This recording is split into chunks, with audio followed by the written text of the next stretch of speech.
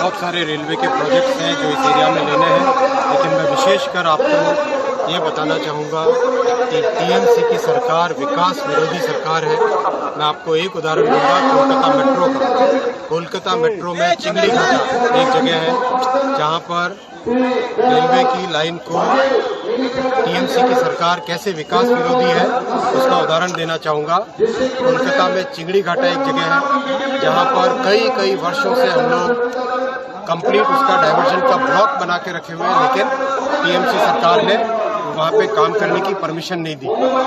High court गए, high court ने भी कहा कि वहाँ पे काम होना चाहिए, लेकिन टीएमसी की सरकार ने परमिशन नहीं दी। सुप्रीम कोर्ट गए, सुप्रीम कोर्ट ने भी कहा कि वहाँ पे काम होना चाहिए, मेट्रो तो बननी चाहिए। कोलकाता जितना बड़ा शहर, पुराना शहर, प्राचीन शहर, सांस्कृतिक भूमि, उस भूमि में अगर मेट्रो नहीं बने कितनी आश्चर्यजनक बात है। लेकिन टीएमसी की सरकार ने वहाँ पे मेट्रो नहीं बनने के लिए सुप्रीम कोर्ट तक गई, सुप्रीम कोर्ट ने भी कहा कि मेट्रो बननी चाहिए, फिर भी टीएमसी की सरकार ने परमिशन नहीं दी। और अब 4 मई को जब ये सरकार जाएगी, भारतीय जनता पार्टी की सरकार बनेगी, तब तुरंत काम को वापस चालू करके आगे बढ़ाएगी। बहुत सारे रेलवे के प्रोजेक्ट्स हैं जो इस एरिया में लेने हैं, लेकिन मैं विशेषकर आपको ये बताना चाहूँगा कि टीएमसी की सरकार विकास विरोधी सरकार है। मैं आपको एक उदाहरण दूंगा कोलकाता मेट्रो का।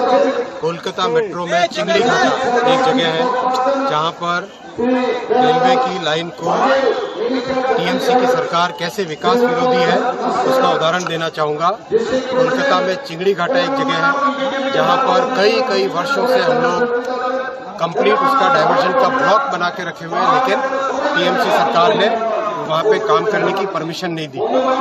हाईकोर्ट गए, हाईकोर्ट ने भी कहा कि वहाँ पे काम होना चाहिए, लेकिन टीएमसी की सरकार ने परमिशन नहीं दी।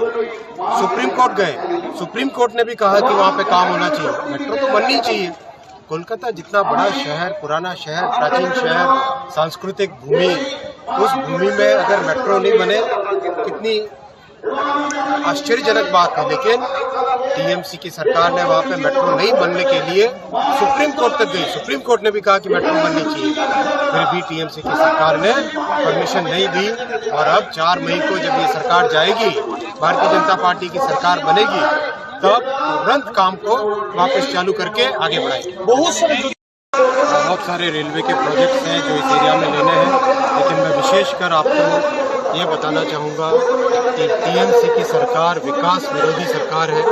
मैं आपको एक उदाहरण दूंगा कोलकाता मेट्रो का। कोलकाता मेट्रो में चिंगड़ी घाटा एक जगह है जहाँ पर रेलवे की लाइन को टीएमसी की सरकार कैसे विकास विरोधी है उसका उदाहरण देना चाहूँगा। कोलकाता में चिंगड़ी घाटा एक जगह है जहाँ पर कई वर्षों से हम लोग कंप्लीट उसका डाइवर्जन का ब्लॉक बना के रखे हुए हैं, लेकिन टीएमसी सरकार ने वहाँ पे काम करने की परमिशन नहीं दी।